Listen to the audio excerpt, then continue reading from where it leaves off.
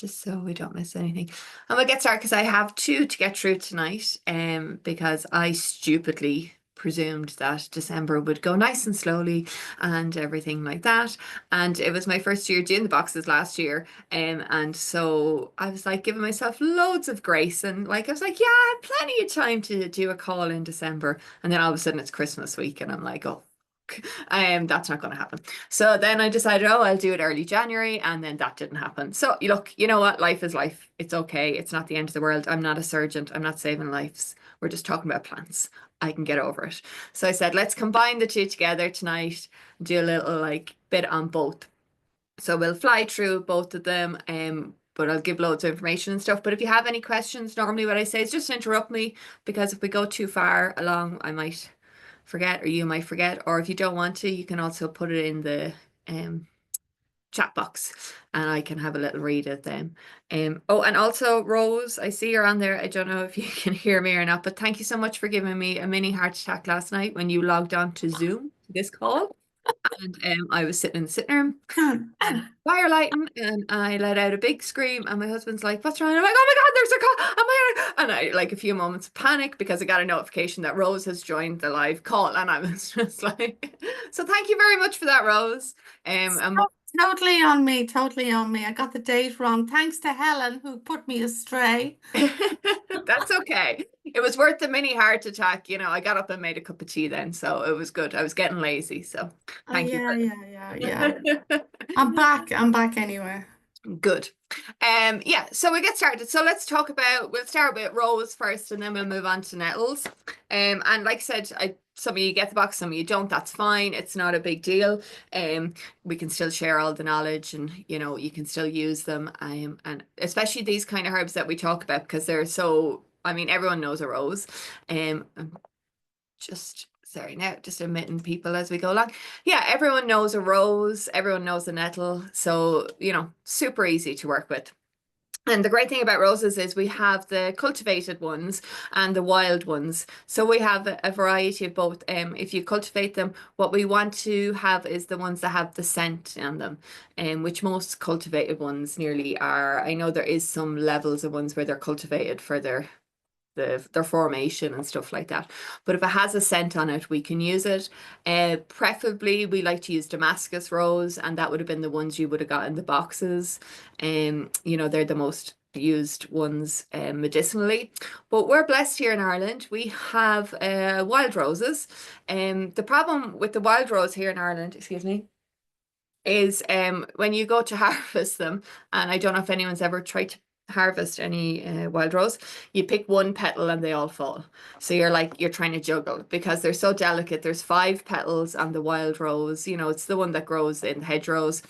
And yeah, you just pluck one and and you're like trying to catch them. So it's a bit of a balancing act.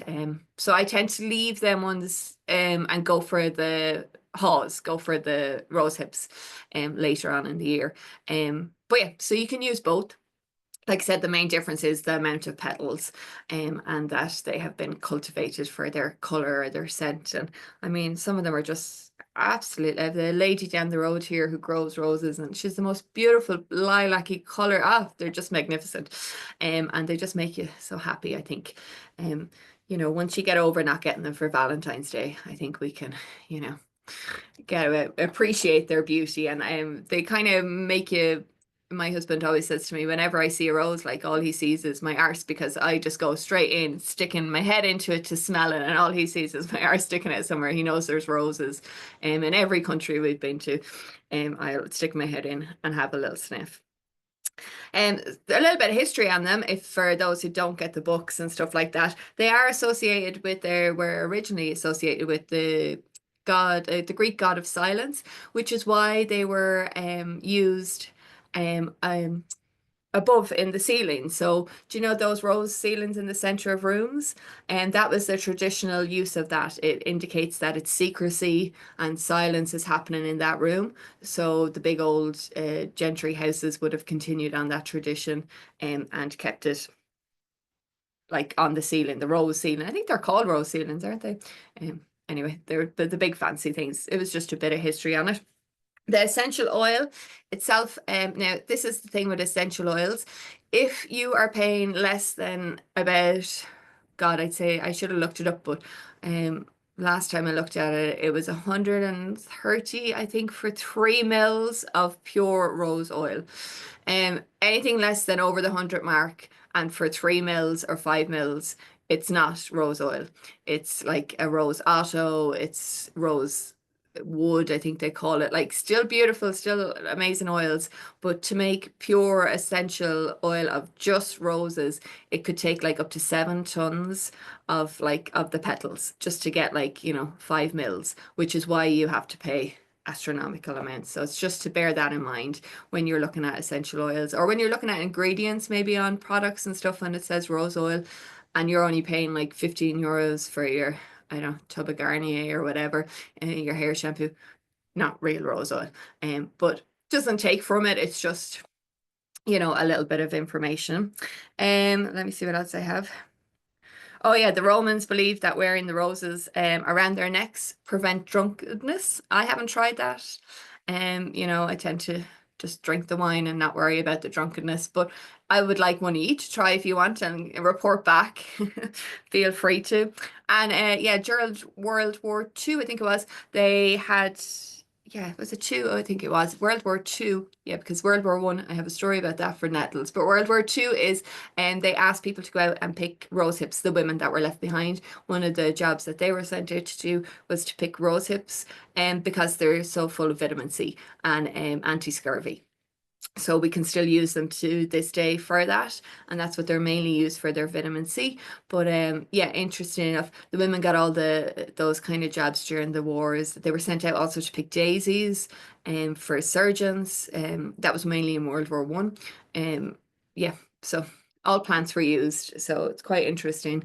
And it can still be used today. A lot of people still use the rose hips. Um, they wait, like I said, like even myself, I'll just wait for the rose hips because that's where I love to use in syrups and stuff like that. So the parts we can use for the rose is the bud, the petal, the leaves, and what we call the fruit, which is the hip, the rose hip. So majority of the plant can be used. The leaves, I tend to not use so much. I more use the petals, and the buds if they've kind of come out. Um, and the hips. I tend to, if a bit of leaf gets in there, that's fine, but I don't tend to go out and harvest the leaf, but you just so you can use it. They're all astringent, which means that they are like have that tightening effect, which can be really good for wound healing. And they're very cooling. Rose is a very cooling plant, so it's great for, I use it mainly, I suppose, in my practice, the most I would use it for is menopausal issues or menstrual issues. And menopausal issues, if the woman is getting very hot flashes, hot sweats, it can be very cooling. The problem with it, it's also very drying. So we're always kind of playing with that. It doesn't mean that it's going to naturally just like, dry it out or whatever, but it's just something to be, if you're on the dry side and your skin is like dry, or maybe you have, you know, issues and this is where, and you're heated, we kind of have to play around. Sometimes there might be a little bit of a better herb, but it can be used. It's also really good for, like I said, because it's astringent and drying, really good for eczema, psoriasis, any of those kind of weepy sores, ulcers can be really helpful for that, can be really cooling, especially if it's a leg ulcer, really drying, really cooling. So that's where we want both of those coming into it. So you could use your oil, you could use a poultice, which is just making like a strong tea of it and dipping a cloth into it. You can also mash it up and put it in the cloth, the rose petals with some water, and use that as a sort of a bandage on it. And placing it on the wound, or you can use, well, else could you could use the tincture on it if you were stuck. I tend to take the tincture internally, but it doesn't mean you can't use it directly on your skin. Let me see, where else could you use it? I'm just thinking now off the top of my head. Yeah, I'll come back to I've just used your rose oil with your chamomile oil. I've mixed the Oh, two together and lovely. made a balm for my rosacea. And Oh, I think it is actually helping, and it's lush. Yeah, they sound beautiful together, actually. I'm Absolutely actually going to lush. write that down now. Rose and chamomile oil together. Because this is it. Like, yeah, it's great if you're getting those kind of when you start using the stuff and you start feeding them back into me because I'm like, oh, yeah, that's a great combination. And Yeah, it's perfect combination for rosacea because you have that cooling, that drying, but you also have from the chamomile and it's like anti-spasmodic, so it's smoothing out. So they're both balancing very well there. Yeah. yeah. Very And I nice. whipped them up rather than let them set. I whipped them up so it's absolutely lush. It's Ah, just, it's gorgeous. okay, Pauline, we'll all be putting our order in with you soon enough. I know. Yeah. I have a few. My sisters have all got their hands up, and I'm like, yeah, I've no more roses. You can head off. I'm keeping They this one are for actually hard myself. to get and they're getting harder. Even my organic supplier, last year I had a bit of an issue there, kind of, and normally you could get them no problem. Herbs in general over the last year, a lot of it I think came about because of Brexit, and people, European countries, a lot of herbs, dried organic herbs come from mainland Europe in through the UK, which is where my supplier is, and they're an organic supplier and they work with all organic farms all around Europe. And Romania would be a big supplier of rose and stuff like that. But because of Brexit, that cut off a lot of the supply chain. It made it harder. They had to get new certificates, all this kind of thing. So it really affected, I noticed last year, like really, really affected the supply of the flow of herbs into Ireland, and particularly because it's one more step. So that's why it's so important to know your local common weeds. And so know that you can use the wild rose and you can use the cultivated ones in the gardens, rather than waiting and buying if you can or can't, because it is getting harder and harder, unfortunately. But fortunately, we are abundant with weeds here in Ireland. We're And green. I've been trying to find plantain, and it's all, well, it's the time of year anyway. There's none of them too healthy, but I Yeah. can't even source it organically anywhere. No. Oh, well, give me a shout. I have a load of it anyhow. Do Dried. So you? yeah, Oh, if you want some absolutely. dried, yeah, give me a shout. Yeah, yeah, I'm willing to. Yes, I'm looking for anybody that can give me some. Yeah, I'll talk to you later. Yeah, send me an email. Yes, I will. I will. But yeah, it should be back out now anyhow, like after the snow and everything like that will be up. I don't know where everyone is, but where I am, I got snowed in for the week, couldn't move the car, we couldn't leave the house for the week. Well, we could leave, but we couldn't. We had to Yeah. walk about 2 miles to get down to the road. But yeah, so I was delighted to see the snow and kind of pissed off with it by the end of the week. Delighted to see it because I knew the plants were all going to be like, nice and nourished again and watered. And even the last week I noticed after the snow, the cleavers are just looking lusciously green and the nettles are starting to kind of come back. So I was like, that's great. But by the end of the week of the snow, I was just like, I never want to see fucking snow again, ever. Yeah. Nice for 2 days, then it can go away. Exactly. So yeah, so keep an eye out for the plants, and that's why I said it's so important to learn about your local, what's in your own garden, what's in your local, so that you never have to worry about a supply chain. You know what I mean? And when we work with weeds, they're abundance and they come back. And I know rose isn't a weed, but the wild rose can be classed as a weed in per se out the country here anyhow, because it's in every hedgerow. Or a lot of hedgerows. The great thing about rose is because it's from the rosacea family, and they're interchangeable. So we might have rose this time of year, but we might have a raspberry leaf or bramble leaf. They're all the same family, so they all major kind of do the same thing. They do little nuances, but in general, if you were really stuck and you really wanted a cooling and drying herb, you could go out and use bramble leaves right now. Lady's mantle as well, raspberry leaf, um, let's see, oh, agrimony, if anyone grows agrimony, which is another kind of weed that grows. It has a little yellow flower, but worth looking up. So we're always looking at what time of year it is. Okay, rose isn't out, but bramble is always out. So we have that fallback. Maybe when your raspberry leaves aren't ready, your rose is just gone out of season or just coming in. So there's always something to replace it. And that's the great thing about that rosacea family. They're all astringent, meaning they all do that drying out thing. They're all cooling. So a great way to kind of use them. Um, sorry now. Rose petal tea.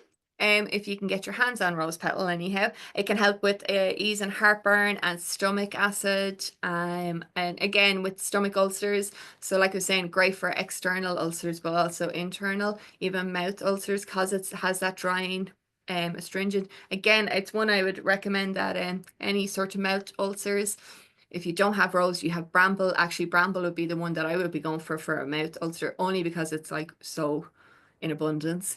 And what we would do in that situation is making a mouthwash, making a really strong tea, like really strong, where it's like, you know, nearly like you wouldn't drink it, but and using it as a mouthwash, just swishing it around there a couple of times a day. And if you had some yarrow, you could add that in as well.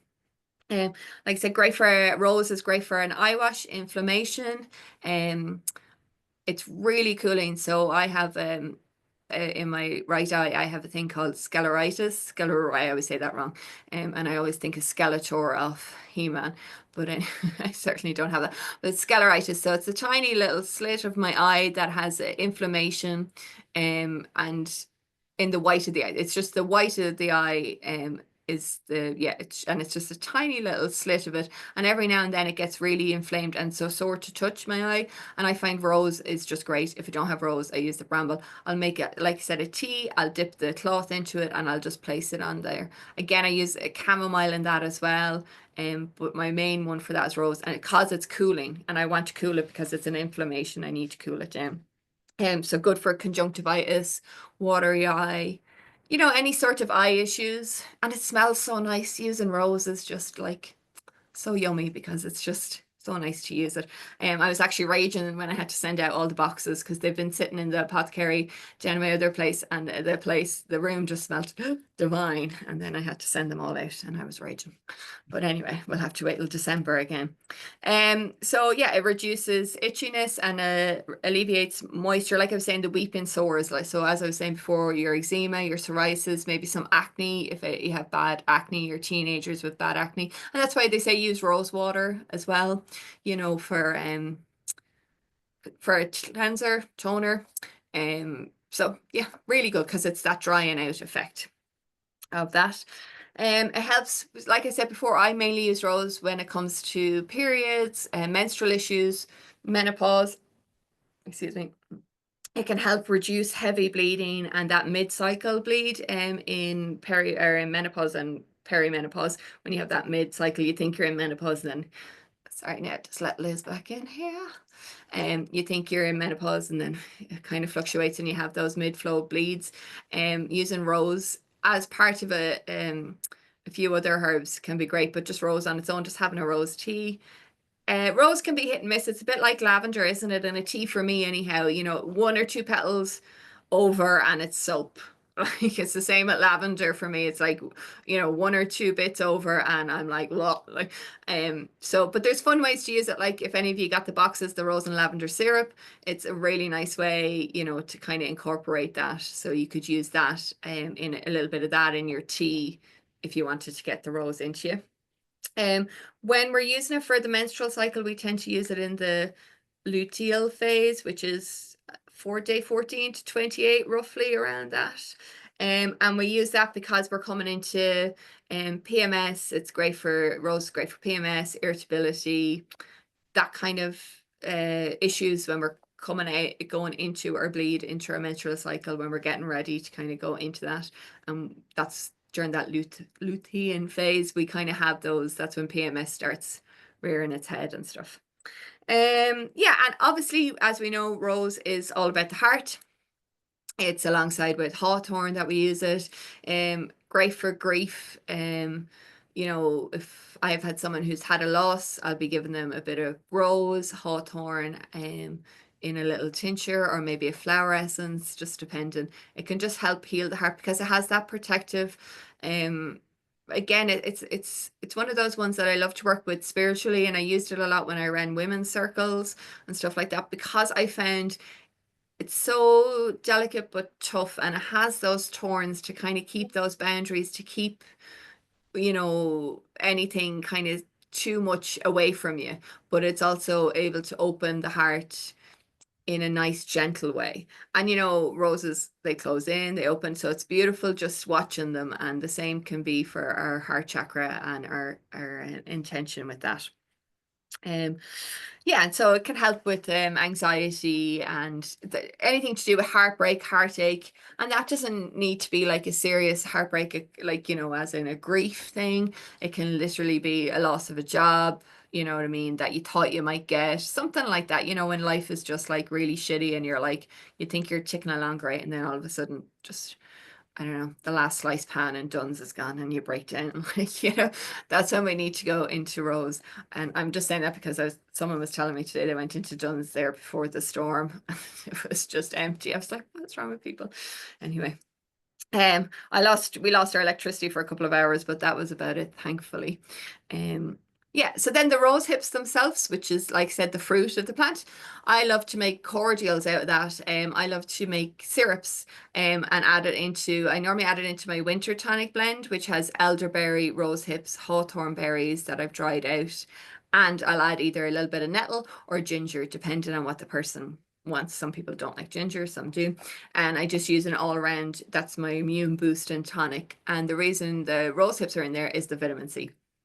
They're just full of vitamin C, and really easy to use. You can just pick them and throw them in to your syrups, like your boiling water and stuff. Try not to split them unless they're dried, because the hair's in them and that can be really irritating for throat. So if you just throw them in, the vitamin C mainly lives on the skin and the outer edges, so that's what we want anyhow. So by boiling them up, you'll see they'll go a pale color, and you know, we have the majority of the benefit then. Like they support, sorry, the get myself comfortable here.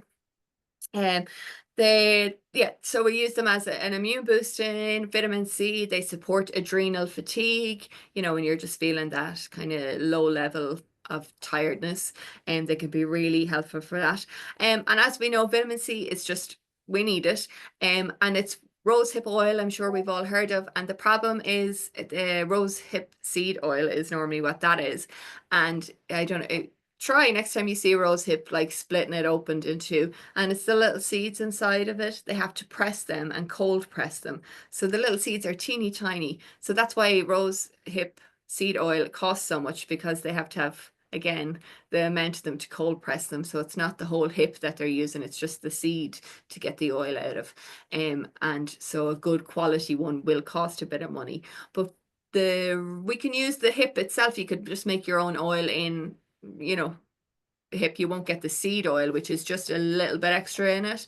But what we're looking for is the vitamin C. For our skin, we're looking for the vitamin C because it helps with the elasticity of our skin, and it helps kind of plump up our skin. So do you know, what's her face, Eva Longoria, with her, who does she work for, L'Oreal or Garnier, whoever, and she's talking about her plump skin and stuff like this. And a lot of those products will like be like, and it has extra vitamin C in it and blah blah blah. Yeah, the reason it has vitamin C in it is because it helps with our tissue repair, and it helps with saggy skin tissue. As we know, as we get older, things start to drag a little and sag a little, and the vitamin C just goes back in and helps the elasticity of our cells, and helps our skin just plump back up. So that's why it's in a lot of face creams and cream. So just make your own.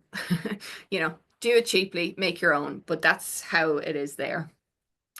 So I think we'll move on to nettles, because I'm conscious of the time. I don't want to, because I mean, I can talk for hours. So but has anyone got any questions on rose before we move on?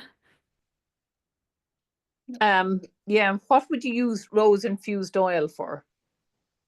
Because I made it and I don't know what to use it for.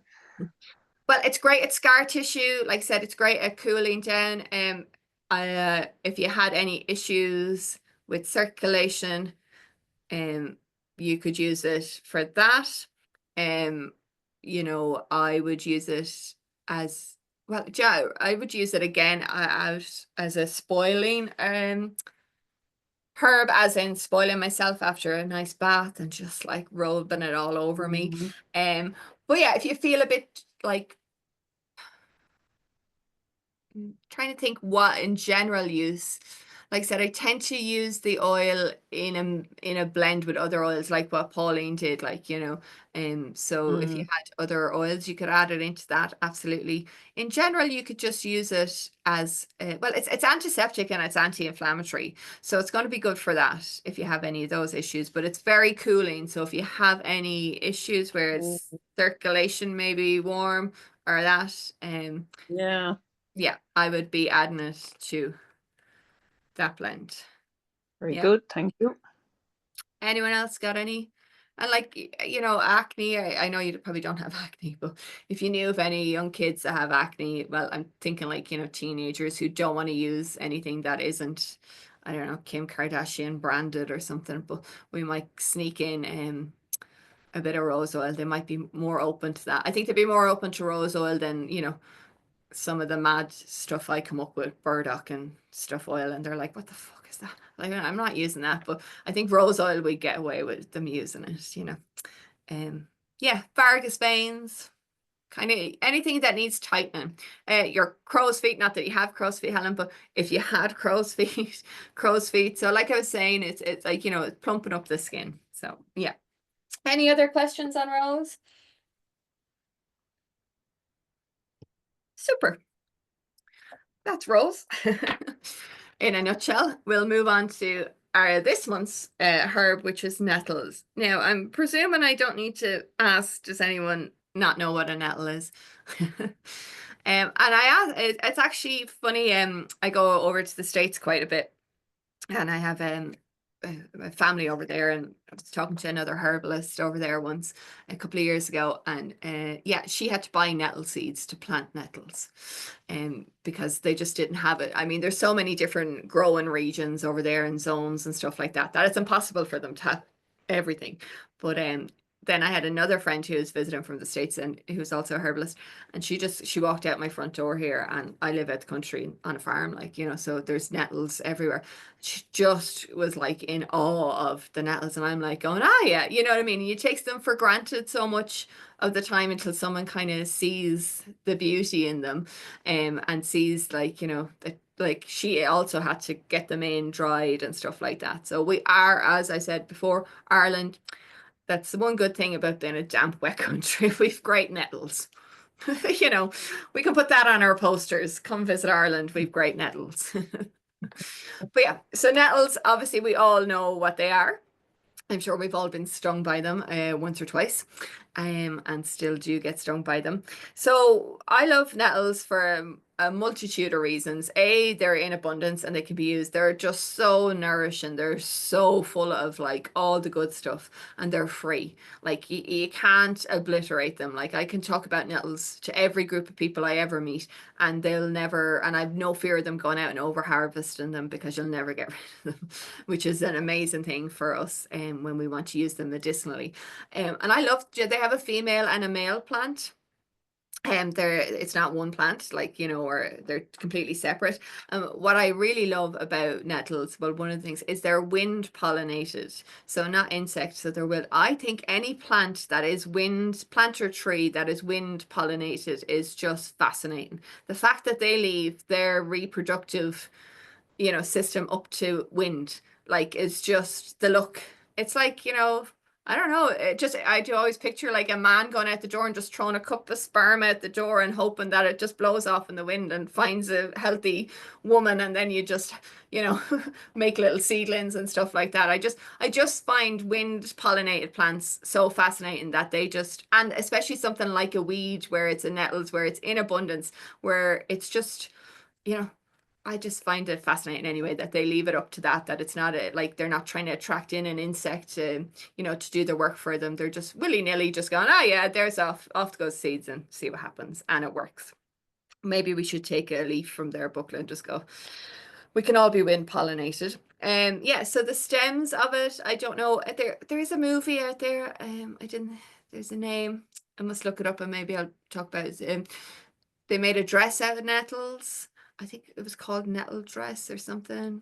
Anyway, so they used to make, and they still can, the stems of the nettles are really strong and really, what's the word I'm looking for? Stringy. And so you can like weave them together. They've actually found a piece of cloth that was, I think it's 2,800 years old in Denmark, and that was wrapped around remains that was made of just nettles. So they would have used the cloth there. And in World War One, in Germany and Austria, they had a massive campaign, like in really prominent newspapers and all that was out at the time, for women to go out and pick the nettles and use and make cotton, because cotton was so scarce at the time of World War One, that they like really put a lot of money into getting the word out there that you need to go pick your nettles and use them for your cloth. So yeah, so you can still, if you have the time, you can go make some clothes from nettles and send me a picture, because I certainly won't be doing it. And another great thing like that I love about the nettles is a lot of insects, because if here on the farm, obviously, anyhow, the cows and the sheep and stuff stay away from nettles, because the minute they go near it, and horses and stuff, they're going to get stung on their nose, so they kind of back away, which has been to the benefit of some insects, and mainly butterflies, and mainly like species like I think it's the red admiral, is it something butterfly, but like 3 or 4 that are kind of, the species tends to drop a bit and then come back. So they all use nettles as their place to put their eggs in lava, and so no animals eat them, touch it. So they're super important, like not only to us, to the other insects and to the world. Like, they do suck up a lot of nutrients. Why they're so dense in nutrients for us is because they suck them up from the soil. So we need to be a little bit careful where we pick them from, because if we're picking them from the side of the road, they've picked up all the pollutants from that. If we're picking them from where someone may have sprayed, you're going to pick up a bit of that. So it's really kind of important to know you're always going to have a little bit of pollutants. The world is polluted. We can't help that. But what we're trying to avoid is heavy pollutants. You know what I mean? If you're driving along the road in Ireland and there's nettles on this side of the road where all the cars are driving, don't pick them. But it'd be fine to go over the other side of the field and pick them from there. That kind of idea. You're never going to not have pollutants. That's just it. Our soil is, degraded. So it's just important to remember. Like I said, all around nutrients, can't emphasize enough. You're getting all your minerals. You're getting like, your iron, your calcium, or not calcium, you're getting iron. I have a list here, I think. Yeah, calcium, iron, magnesium, potassium, selenium, zinc, vitamin C, vitamin K, and some vitamin B. And it's free. I mean, like, it just should do a mic drop me and walk out. It's getting warm in here now because I'm talking about nettles. But yeah, so it's like, you don't need your multivitamin, and it's really good. I start off most of my days with nettle and oat straw tea, and I'll just leave that brew, and I might have I put it in a coffee cafetiere, and I might have a coffee in between that, but I'll like have that first and then be drinking that for the first kind of 2-3 hours of the morning or however. And it's not, like I said, it's not to say I don't have a coffee in between. It's just I like to start my morning off. It's full of energy. I'm getting all my minerals in me. I'm getting my vitamins. I don't need to take a vitamin, from the health shop or whatever. And it didn't cost me anything because I just went outside, picked a few leaves. And that's all you need to do. If you don't have the dried stuff from the box that I may have sent you, you can also just go out, maybe wear some gloves. Just normally what I say to people is bring your mug with you, go out with your scissors, cut off the top like 4 or 5 little rosette leaves. Like, don't go too low down. You want, especially this time of year, you want the fresh growth. They're all going to be lovely now. They're going to be nice and green and luscious. Just let that fall into your mug. Come in, boil your kettle. Once it goes off the boil, pour the water over it. The sting goes out of it, and you have fresh nettle tea, and it tastes good. I like the taste of it. And then depending as you go along, you can add more of it or less nettle leaves, because it would just depend on your own taste. I like it strong, but starting off, maybe start off small with a little bit. Let me see what else I hear. Yeah, the leaves are anti-inflammatory. They're decongestant, so great this time of year for any. There seems to be a cough going around as well. Sorry, the back of this dress is opening. There seems to be I've had like about 6 people contact me in the last 2 weeks there for prolonged coughs. They seem to be just hanging around and they can't get rid of them. And I have added nettle into a few of their bottles. Again, more for the nourishing side, but they are good for the respiratory system. But I'm adding them in more just to give them that nourishing boost. Really good at helping for allergies. But they say if you take nettles, if you have hay fever, now you want to be starting to take your nettles now for hay fever time, you know, so you have a resilience build it up. Build it up, is that a word? Built up. So yeah, so you could start taking your teas now, or your tincture even, just to make it easier on yourself. And when we take a tincture for something like that, if we're building up resilience, we can take a tincture. Because you'll do that a lot quicker than you will make tea every day until you get into it. Helping the leaves can help, reduce the coughing and the wheezing. So if you have asthma, anyone has asthma, it's a good herb to have consistently in your apothecary and in your tea blends. And like I said, it is a nice taste. If you like any herbal teas, it's not overly strong, or you know, it's not like other herbs bitter or anything like that. So it's a really easy one to start incorporating, and so easy to go out and harvest. Sorry, now where is it? Come back there, my notes. Yeah, I was saying before about sting. If people get stung, they tend to go for a dock leaf. I don't. I tend to go for plantain, which is 10 times better, 100 times better. So dock leaf is really hard to find as well. You know, if you get stung, especially in an estate of houses and you're walking past and you get stung, you're going to find it really hard to find dock leaf, but you won't find it hard to find plantain, except for Pauline at the moment, who's finding it hard to find plantain. In the general sense, you shouldn't find it. Unpolluted plantain. Unpolluted Unpolluted plantain. plantain. Well, you know what? If you got the sting, you could even use it. Like, you know, normally I would roll it up and bite it down, but if it's even polluted, you could just break it up and mush it up a little bit and rub it in. It's going to be 10 times better than the dock leaf for doing it, because plantain draws out things and it draws out the sting. Excuse me. So much better. So, and the sting is actually useful for some people. If you have circulation, really bad circulation issues, and I know anyone who's been to my classes and stuff, I've talked about this before. My father has muscular dystrophy, and he's in his, he's 78, just gone, and he's had it. He got diagnosed with it, I'd say, in his early 50s, you know, so it's a progressive, it's a wasted away of muscles, and it's on his leg muscles, and it's on the back of his calf is where it started coming forth, how they noticed it. And so over the years, it's just been progressively getting worse, to the stage now where he's kind of can't walk unaided and all this kind of thing. But he's great form, don't get me wrong, everything. But when probably in his late 50s, it was starting to get to the stage where when he would get up in the morning, he couldn't feel his feet at all. The circulation just wasn't flowing down there. The blood flow wasn't getting down. So when he was getting out of bed, it was like he was just two dead feet. And I mean, Jesus, I think the neighbors 3 doors down heard him just pound him because he couldn't feel his feet at all, like, you know, and he's a heavy enough man.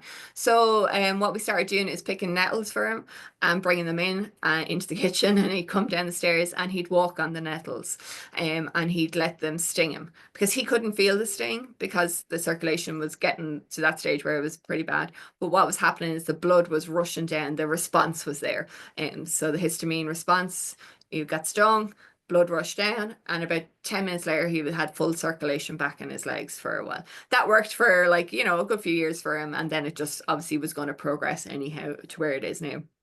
So there is stages, or there is a place for the sting. There's also, I think, people, there's a name on it, and oh god, I wish I wrote it down now and I can't think of it. People like lash their backs with it and stuff, and I think some people use it like as a sexual thing, you know, where they stimulate themselves with nettles, and I'm like, we won't go there. I'm just like, just drink them in a tea. I mean, they are nourishing, and maybe, you know, you'll get a bit of va-va-voom from them, but we won't be like lashing ourselves with them, I don't think. Yeah, so they could be really helpful, nettles. I use them, I tend to use them in a blend if I'm dealing with arthritis or osteoporosis, anything bone issued and inflamed bone, I tend to use that. It helps to just slow down the progression if we get it in time. And yeah, there's been loads of tests done. I actually read a study there recently about it, and they've done a test just using nettles instead of what they call NSAIDs, isn't it? Non-steroid anti-inflammatories, basically over-the-counter ibuprofen and stuff like that.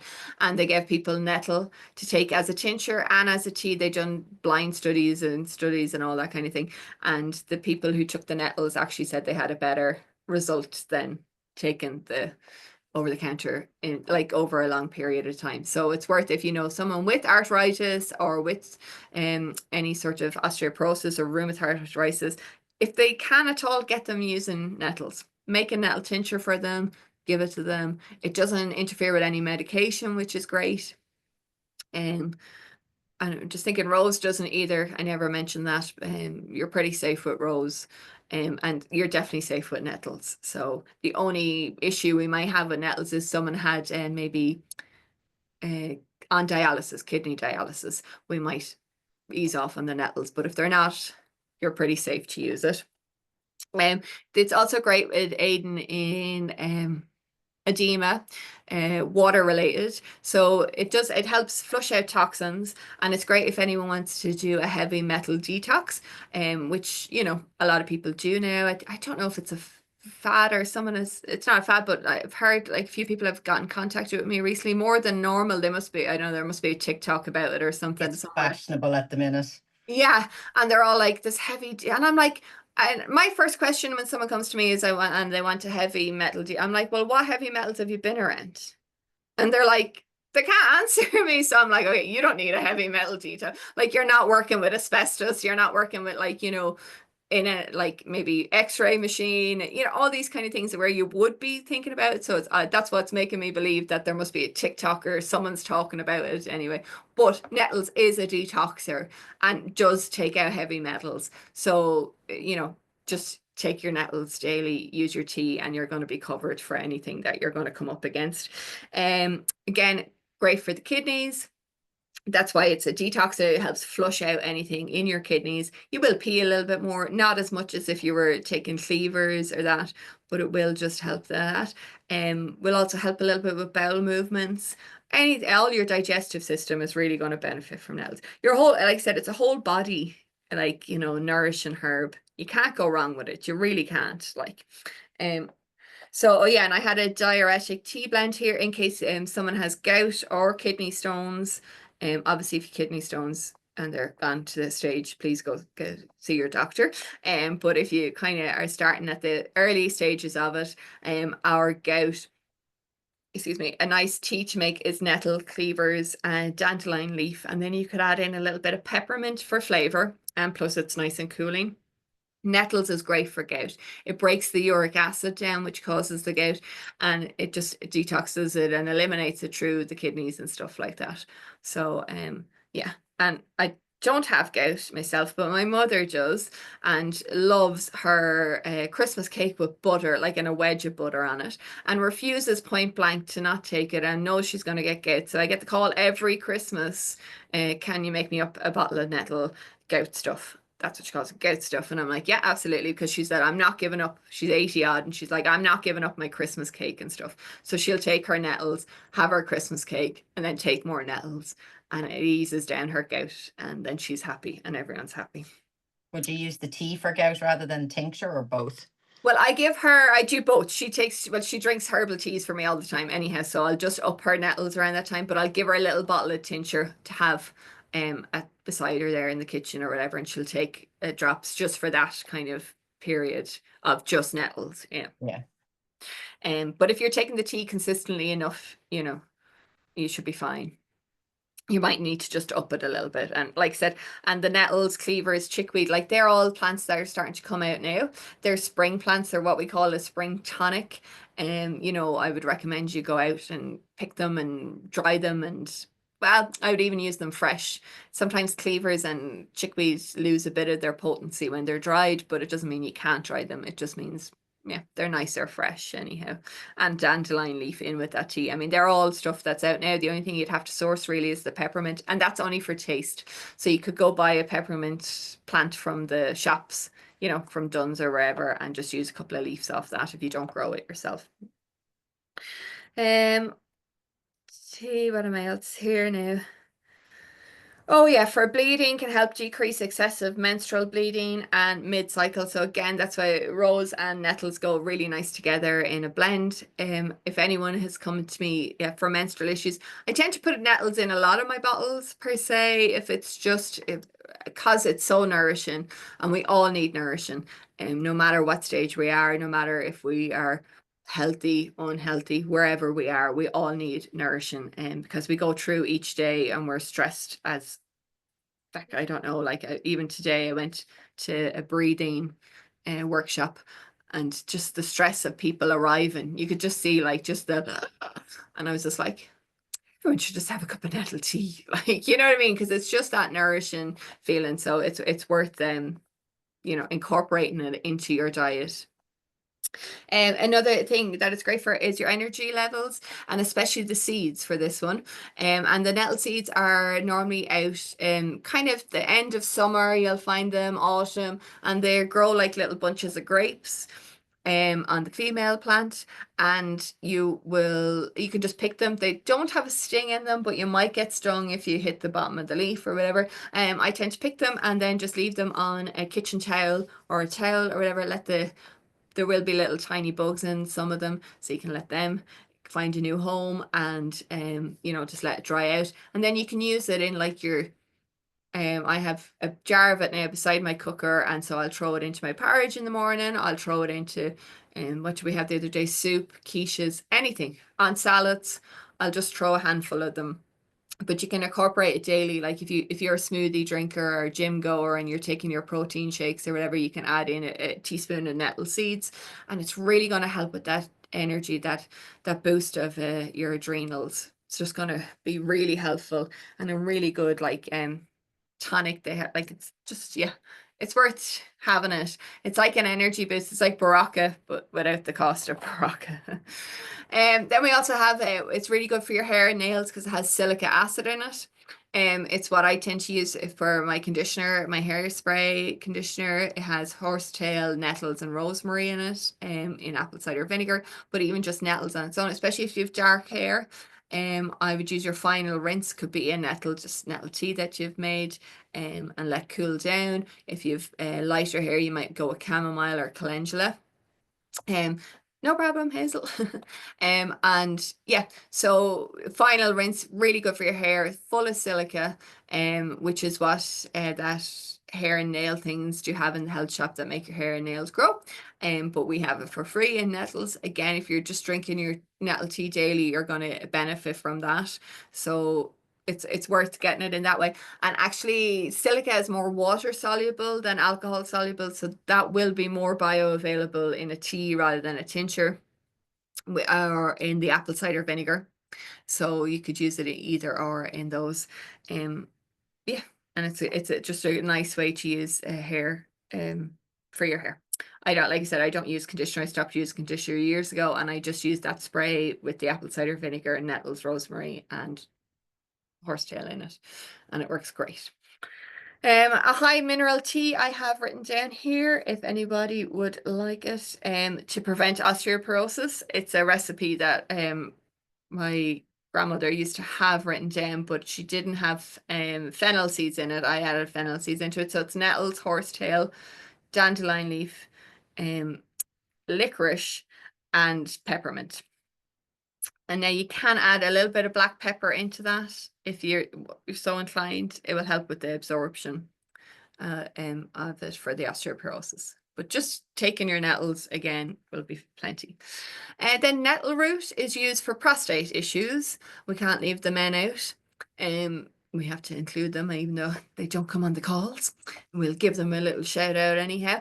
And a certain age, and I was actually only writing about this in my notes for the upcoming classes that I'm doing, about prostate, and how it just hits every man at some stage. It just happens, and it's becoming more common. But nettle root, the root itself, can be really good at helping prostate issues, so that it's no longer that need to pee, the no longer like the feeling of your bladder isn't empty, all the issues that come along with having an enlarged prostate. And it's mainly the feeling you need to pee constantly, and then you go and don't pee. Well, nettle root is great for that, and we will be taking that in a tincture. So yeah, so if you ever dig up some nettle roots, worth keeping a few and tincturing them off.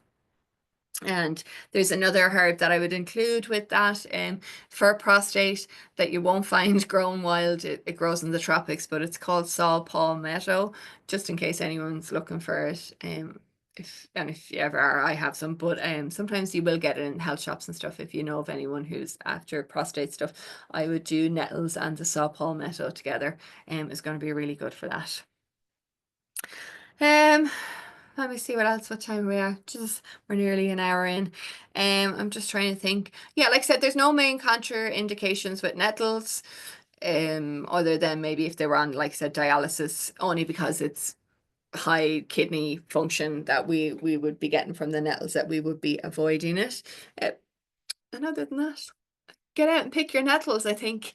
Yeah, and like I said, just be careful where you're picking them from.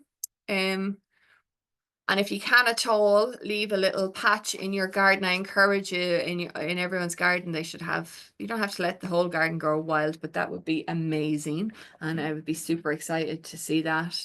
I'm going to do a talk with a garden group next week, and I was just thinking, God, all their gardens are going to be pristine and perfect, and I'm going to be talking about all the weeds that they should be growing. But if everyone could grow like a patch of, like, even the size of an armchair in your back garden, just leave it down the back and see what comes up. I mean, you'd be surprised, and you'll have a whole load of medicine that you can use. Any questions on nettles?